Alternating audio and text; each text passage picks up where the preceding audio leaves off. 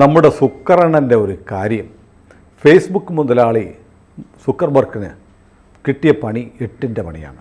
സ്വയം കുഴിച്ച കുഴിയിൽ ചാടി എന്ന് പറയാം. അല്ല, കുറേ കാലമായി സുക്കർ നമ്മുടെ ഇന്ത്യയിലെ ആളുകളോട് ചെയ്തിരിക്കുന്നത്, സുക്കറല്ല ഫേസ്ബുക്ക് ചെയ്തുകൊണ്ടിരിക്കുന്ന കടുത്ത അനീതിയാണ്. ഒരു പ്രൊപ്പഗാൻഡയുടെ ഭാഗമെന്ന പോലെ നിൽക്കുക, ദേശീയത, അത്തരം കാര്യങ്ങളൊക്കെ പറഞ്ഞാൽ അത്തരം പോസ്റ്റുകളെ വലിച്ചു താത്തുക.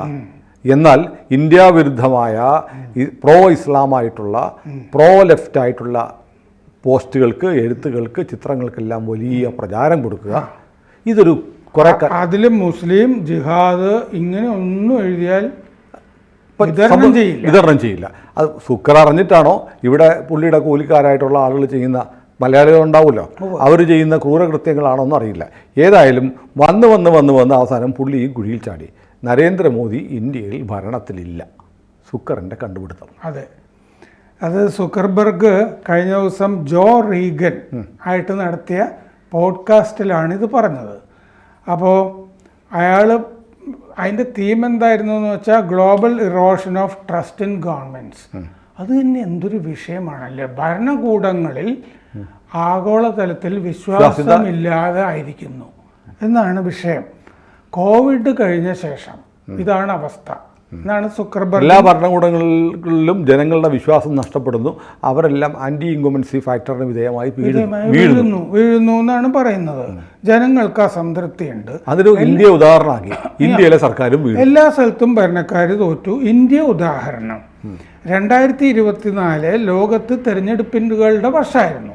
പല രാജ്യങ്ങളിലും തെരഞ്ഞെടുപ്പ് നടന്നു. എല്ലാ സ്ഥലത്തും ഇന്ത്യയിലും ആ ഭരണകൂടങ്ങൾ തോറ്റു. നിലനിൽക്കുന്ന ഭരണം തോറ്റു. ആന്റി ഇൻകംബൻസി പ്രവർത്തിച്ചു. ആഗോള പ്രതിഭാസമായിരുന്നു അത്. ഇതിന് പണപ്പെരുപ്പം, ആ സർക്കാരിൻ്റെ സാമ്പത്തിക നയങ്ങൾ ഒക്കെ കാരണമാകാം, കോവിഡും കാരണമാകാം എന്ന് പറഞ്ഞിട്ടാണ് ഇന്ത്യയും ഉദാഹരണം.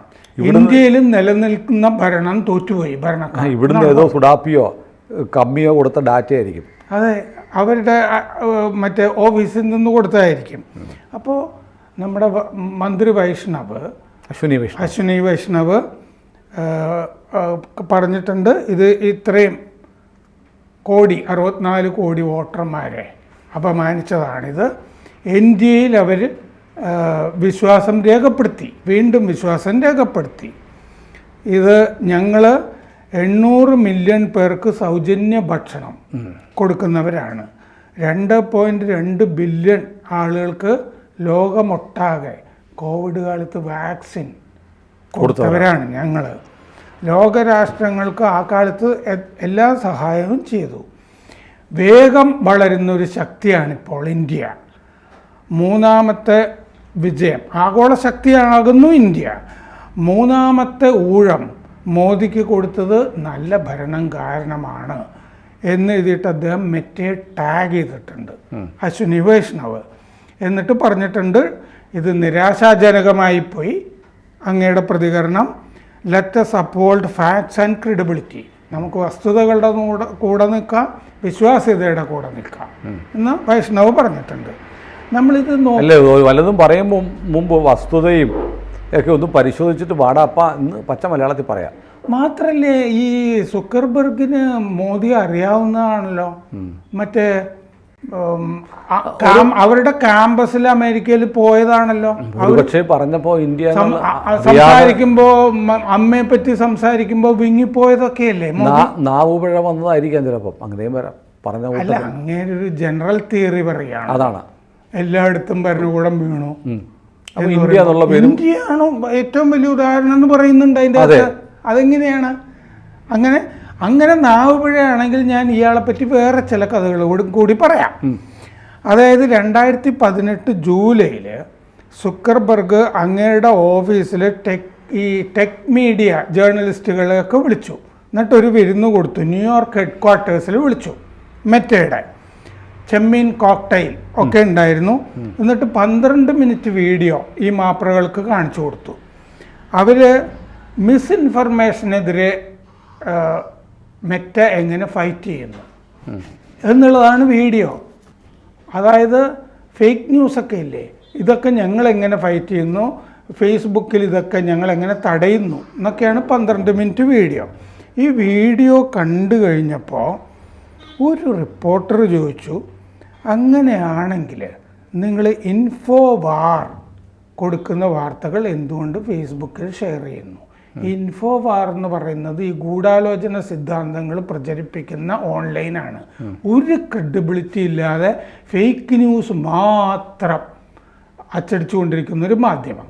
ഒരു ഉദാഹരണം, അവരുടെ ഫേക്ക് ന്യൂസ് ഹില്ലരി ക്ലിൻ്റൺ ഈ ചൈൽഡ് സെക്സ് ട്രാഫിക്കിങ് നടത്തുന്നൊരു സ്ത്രീയാണ് എന്നൊരു വാർത്ത കൊടുത്തിരുന്നു അവര്. അങ്ങനെ ഈ ഇൻഫോവാർസിൻ്റെ വാർത്തകൾ നിങ്ങൾ എന്തുകൊണ്ട് കൊടുത്തു? ഒരു ഉത്തരവും ഇയാൾക്ക് പറയാനുണ്ടായിരുന്നില്ല. മാത്രമല്ല, ആ വിളിച്ച പത്രസമ്മേളനം പൊളിഞ്ഞ് പാളീസായി പോവുകയും ചെയ്തു. 2018 അങ്ങനെ ഉണ്ടായി. ഈ 2016 അമേരിക്കൻ തെരഞ്ഞെടുപ്പ് കാലത്ത് ഫേസ്ബുക്ക് മിസ്ഇൻഫർമേഷൻ്റെ ഒരു വാഹക കടലായിരുന്നു. കാരണം അയാൾ അങ്ങയുടെ താല്പര്യങ്ങൾ അനുസരിച്ചിട്ടാണ് അമേരിക്കൻ പ്രസിഡന്റ് തെരഞ്ഞെടുപ്പ് കൈകാര്യം ചെയ്തുകൊണ്ടിരിക്കുക ഫേസ്ബുക്ക്. നമ്മൾ തന്നെ നമ്മളുടെ ഇന്ത്യയുടെ കാര്യം പറഞ്ഞല്ലോ. ഇതിൻ്റെ അകത്ത് ഈ എന്തെങ്കിലും ഈ ജിഹാദി വിരുദ്ധ സാധനങ്ങളുണ്ടെങ്കിൽ കൊടുക്കുന്ന പ്രശ്നമേ ഇല്ല ഫേസ്ബുക്ക്. എന്താ ഇയാൾ ജൂതനാണ് തന്നെ? ജൂതനും ആണ്. ആ കഥ പറയുമ്പോൾ വേറൊരെണ്ണം. ഇയാള് കാര സ്വിഷർ എന്ന് പറഞ്ഞ ലേഖികയുമായിട്ടൊരു അഭിമുഖം നടത്തുമ്പോൾ ഇയാൾ പറയുകയാണേ, സാധാരണഗതിയിൽ നമ്മളിങ്ങനെ സംസാരിക്കുമ്പോൾ തെറ്റ് വരാം. സംസാരിക്കുമ്പോൾ എഴുതുകയല്ലോ, തെറ്റ് വരാം. നേതാക്കൾക്കൊക്കെ തെറ്റ് വരാം. നിങ്ങൾക്കും തെറ്റ് വരുന്നില്ലേ? അവരോട് ചോദിക്കുന്നുണ്ട്. തെറ്റ് വരുന്നുണ്ട്. അപ്പോൾ അങ്ങനെ ഒരാൾ തെറ്റായ ഒരു കാര്യം പറഞ്ഞതുകൊണ്ട് അയാളെ FBയിൽ നിന്ന് പുറത്താക്കാൻ പറ്റില്ല. അങ്ങനെ ഞങ്ങൾക്ക് നയമില്ല. ഒരാൾ തെറ്റ് പറഞ്ഞു എന്നുള്ളതുകൊണ്ട് പുറത്താക്കാൻ പറ്റില്ല. അപ്പോൾ ഇവരുടെ ചോദ്യം എന്താണെന്ന് വെച്ച് കഴിഞ്ഞാൽ, ഹോളോകോസ്റ്റ് ഉണ്ടല്ലോ, ഈ ജൂതരെ ഉന്മൂലനം ചെയ്യുന്നത്. അപ്പോൾ ഈ ജൂതരെ ഉന്മൂലനം ചെയ്തിട്ടേ ഇല്ല എന്ന് വാദിക്കുന്നവരുണ്ട്. ഹിറ്റ്ലർ ഹോളോകോസ്റ്റ് ഡിനയൽ മൂവ്മെൻറ്റുകളുണ്ട്, ഡെനിയേഴ്സ് ഉണ്ട് ഹോളോകോസ്റ്റ്. അങ്ങനെ വാദിക്കുന്ന കുറേ ആളുകളുണ്ട്. ഇപ്പോൾ ഗോത്ര കലാപം നടന്നിട്ടില്ല എന്നൊക്കെ പറയുന്ന ആളുകളില്ലേ ഇങ്ങനെ. അപ്പോൾ അങ്ങനെ വാദിക്കുന്ന ആളുകളുണ്ട്. ഹോളോകോസ്റ്റ് നടന്നിട്ടില്ല, ജൂതവംശഹത്യ എന്ന് പറയുന്നത് കള്ളമാണ് എന്ന് പറയുന്നത്. അപ്പോൾ അതെന്താണ് നിങ്ങൾ അവർക്കും പ്രോത്സാഹനം കൊടുക്കുന്നത് എന്നുള്ളതായിരുന്നു ചോദ്യം. അപ്പോൾ ആളുകൾ പറയുന്ന ഒന്നും ഞങ്ങൾ മാറ്റിവെക്കില്ല, അവർ പറഞ്ഞോട്ടെ, ആളുകൾക്ക് തെറ്റ് വരാമല്ലോ എന്ന് ഇയാൾ പറഞ്ഞു. ഇയാൾ ജൂതനുമാണല്ലോ. ഈ പറഞ്ഞത് വലിയ പുലിവാലയായി അന്ന്. അപ്പോൾ അയാൾ പിന്നെ വിശദീകരണം ഇറക്കി. ഞാൻ പറഞ്ഞത് പല ആളുകളെയും ഒഫൻഡ് ചെയ്തിട്ടുണ്ട്, ഡീപ്ലി ഒഫൻസീവ് ആയിരുന്നു എന്ന് ഞാൻ മനസ്സിലാക്കുന്നു. എങ്കിലും ഫേസ്ബുക്ക് അത് കളയേണ്ടതില്ല എന്നാണ് ഞങ്ങളുടെ തീരുമാനം. അവർ മനഃപൂർവ്വം അത് പറയുന്നതല്ല, ഇൻറ്റൻഷനൽ അല്ല. ഓ, അത് ശരി. എന്നാൽ ഇയാളുടെ വാദം നിഷ്കളങ്കമായി പറയുന്നതാണ്. അപ്പം അത് പിന്നെ അബദ്ധമായി. അപ്പം പിന്നെ പറഞ്ഞു, ഞാൻ അവരെ പിന്തുണച്ചതല്ല. പക്ഷേ ഒരാൾ തെറ്റ് പറയുന്നത് തടയുകയല്ല ഞങ്ങളുടെ നയം. പിന്നെന്താ? ഒരാൾ തെറ്റ് പറയുന്നത് തടയുകയല്ല ഞങ്ങളുടെ ലക്ഷ്യം. ഞങ്ങളുടെ സേവനങ്ങളിൽ ഫേക്ക് ന്യൂസ് പ്രചരിക്കാതെ നോക്കുന്നതാണ്. ഒരാൾ ഞങ്ങളുടെ പ്ലാറ്റ്ഫോമിൽ വന്നിട്ട് തെറ്റ് പറയുന്നത് ഞങ്ങൾ തടയില്ല, ഫേക്ക് ന്യൂസ് തടയാൻ നോക്കും. അതെ. അപ്പം തന്നെ ഫേക്ക് ന്യൂസിൻ്റെ കാര്യം നമ്മൾ പറഞ്ഞില്ലേ, ആ ഹില്ലറി ക്ലിൻ്റൻ്റെ ഒക്കെ കാര്യം. ആ പ്ലാറ്റ്ഫോമിന്, ആ ഓൺലൈൻ പ്ലാറ്റ്ഫോമിൻ്റെ വാർത്തകൾ, ഫേക്ക് ന്യൂസ് ഇവരുടെ ഫീഡിൽ വരുന്നുണ്ട് ഫേസ്ബുക്കിൻ്റെ. അതാണ് റിപ്പോർട്ടർ ചൂണ്ടിക്കാണിച്ചത്. പ്രചരിപ്പിക്കാതെ നോക്കുന്നതാണ്. പിന്നെ വയലൻസ്, അക്രമം, ഹെയ്റ്റ്, വെറുപ്പ് ഉണ്ടാക്കുന്ന കണ്ടൻറ്റ്, അത് ഞങ്ങൾ മനസ്സിലായി കഴിഞ്ഞാൽ ഞങ്ങളത് മാറ്റിക്കളയാറുണ്ട്. അപ്പോൾ ഒരു പ്രശ്നമുണ്ട്. ഫേസ്ബുക്ക് പോസ്റ്റുകൾ നമ്മുടെ രാജ്യം ഇന്ത്യ, മ്യാൻമാർ, ശ്രീലങ്ക എന്നീ രാജ്യങ്ങളിലൊക്കെ കലാപം വരുത്തി വെച്ചിട്ടുണ്ട്. കലാപം വരുത്തുന്ന പോസ്റ്റുകൾ പ്രചരിപ്പിച്ചിട്ടുണ്ട് അവർ. ഉദാഹരണത്തിന് ഡൽഹി കലാപം അല്ലേ, സോഷ്യൽ മീഡിയ വല്ലാതെ ദുരുപയോഗം ചെയ്ത സംഭവങ്ങളാണ്. അങ്ങനത്തെ പല കാര്യങ്ങളും. അതുപോലെ തന്നെ ഈ ഇലക്ഷൻ കാലത്തുമൊക്കെ ഫേസ്ബുക്ക് ചെയ്യുന്നത്. അപ്പോൾ അക്രമത്തിന് സാധ്യത വരുത്തുന്ന കണ്ടൻറ്റും ഫേസ്ബുക്കിൽ വരാറുണ്ട്. അപ്പോൾ അക്രമം ഉണ്ടായാൽ സത്യത്തെ അഭിമുഖീകരിക്കുന്ന ആണ് ഇയാൾ പറയുന്നത്. ഇൻഫോവാഴ്സ് പറഞ്ഞത് Hillary Clinton child sex trafficking നടത്തുന്നത് കോമറ്റ് പിങ് പോങ് എന്നൊരു പിസ ജോയിൻ്റ് കേന്ദ്രമാക്കിയിട്ടാണ് ഇവർ ചെയ്യുന്നതാണെന്ന്. ഈ child sex trafficking Hillary Clinton നമുക്ക് ഭാവനയിൽ പോലും ആലോചിക്കാൻ പറ്റാത്ത കാര്യമാണ്. ഹിലരി ക്ലിൻ്റനെ പോലെ ഒരാൾ ഒരു മാടക്കട പോലത്തെ ഒരു സ്ഥലത്ത് പോയിട്ട് കുട്ടികളെ സെക്സിന് വിറ്റ് കൊടുക്കുന്നു, കാശുണ്ടാക്കുന്നു എന്നൊക്കെ പറയുന്നത് ഇതും ഫേസ്ബുക്ക് ചെയ്തതാണ്.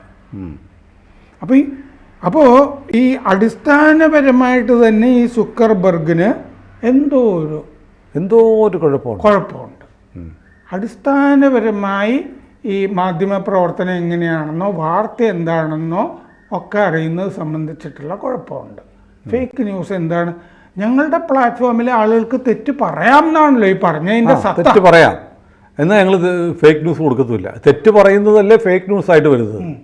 ഫേക്ക് ന്യൂസ് തന്നെ തെറ്റായ കാര്യങ്ങൾ കൊടുക്കുന്നതാണ് ഫേക്ക് ന്യൂസ് എന്ന് പറയുന്നത്. ഇപ്പോൾ കഴിഞ്ഞ ആഴ്ച ഫേസ്ബുക്ക് എടുത്തിട്ടുള്ള ഒരു നയം എന്താണെന്ന് വെച്ചാൽ അവർ ഇപ്പോൾ എന്നെ പറ്റിയോ സുനിലിനെ പറ്റിയോ അടിസ്ഥാനരഹിതമായിട്ട് കുറേ ആളുകൾ എന്തെങ്കിലും എഴുതുന്നു എന്നിരിക്കട്ടെ, നമുക്കിത് റിപ്പോർട്ട് ചെയ്യാം. പക്ഷേ അവരത് റിമൂവ് ചെയ്യാൻ പോകുന്നില്ല.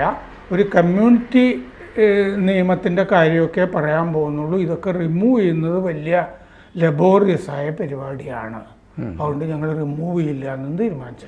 അതവർ പറഞ്ഞു ഫേസ്ബുക്ക് ഇനി പഴയ പോലെ റിമൂവ് ചെയ്യുന്ന പ്രശ്നമില്ല, അതവിടെ കിടക്കും, വേണമെങ്കിൽ നിങ്ങൾ ഡിലീറ്റ് ചെയ്യുക, അത്രയേ ഉള്ളൂ.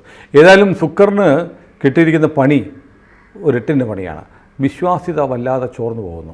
ഒരുപക്ഷെ വിശ്വാസ്യത ചോർന്നു എന്ന് മാത്രമല്ല ലോകവിവരമില്ല.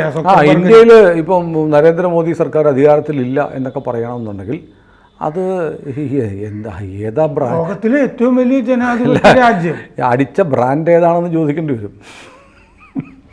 കൂടുതൽ വാർത്തകളും വിശേഷങ്ങളും നിങ്ങളിലേക്ക് എത്താൻ ABC മലയാളം സബ്സ്ക്രൈബ് ചെയ്യുക, ബെൽ ബട്ടണും അമർത്തുക.